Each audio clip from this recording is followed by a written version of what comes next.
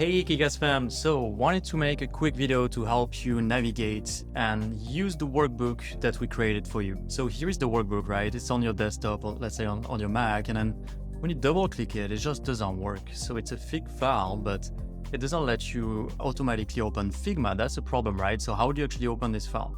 So the way to do this is you open Figma and you'll see that there is an import file button here. When you click on this button, you'll then be able to import the file. So you do this, you click open, and then it will open up. We give you a few tips to get started. We totally encourage you to download the desktop app. And then here you will see that there are a few recommended plugins. It's really up to you if you want to get them or not. And one more thing is our answers. There are a few screens that we hid from you so that you can check the answers later on without having to see the answer right away. So you can actually do the exercise without cheating pretty much, right? So here is the first tab, right? I'm going to show you that in action. Here is the industry SWOT and competitive analysis tab. This is for the first phase of the UX process, which is research and understanding. And here you'll see that, you conduct your industry trends, and there is this transparent one here. Same for SWOT analysis, you'll see there is a transparent one, it's our answers, and same for competitive analysis. And this is the same for all pages. First, you do the exercise, you do everything you have to do, and then when the time comes to actually check and you want to compare your answers with our answers, there are two ways to do this, right? So you can click here and then press 0 on your keyboard, just 0. And then the other way is that you will see that when you select that frame, you see that there is a path through of 0%. If you change that to be 100%, once again, you'll see it, 0% is back to transparent. So that's how you can check your work against ours so that you can make sure that you're moving forward with confidence. The next thing that you will do, so think of this left-hand side panel as all the steps that you will need to take in order to complete the case study.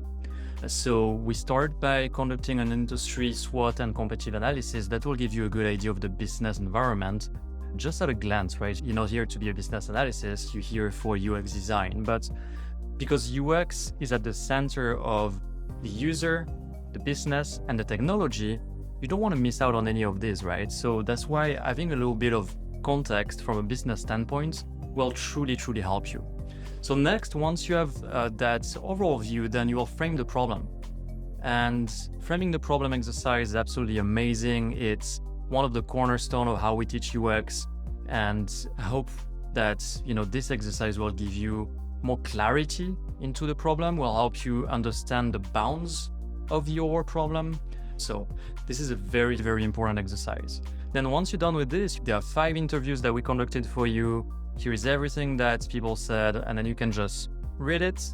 And at the end of each transcript, what we want you to do is write your 5 key takeaways and all the takeaways. That's all you have to do, right? So we gave you 2 examples here and here of how we did this, and then it's really up to you to figure out how you want to do the rest. And then the next step is, once you understand the data from those interviews, then you want to chunk it down into smaller cards, right? You want to break down the problem. You want to break down all this amount of data, because back in the user interview tab, that's a lot of data, right? How do you actually make sense of it? How do you actually start understanding, seeing the patterns, seeing the trends forming? Well, the Affinity diagram is the best way to do this. And this is where you're going to do this. And then once again, if you want to check our answers, it's right here. And once you're done with this exercise, you will understand the problem much better.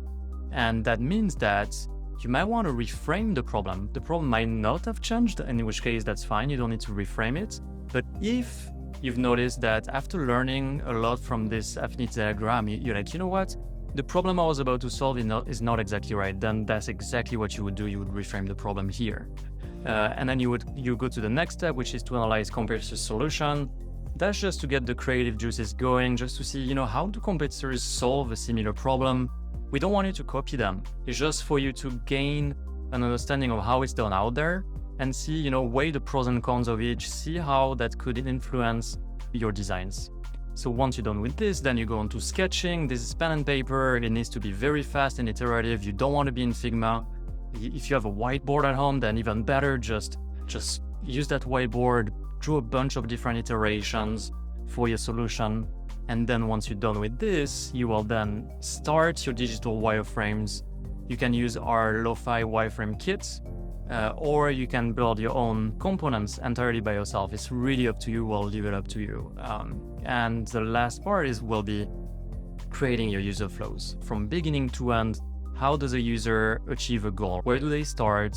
What do they do in the middle? How does it end? And once you have that, then once you have that whole flow, you understand how the user is going to be able to achieve their goal.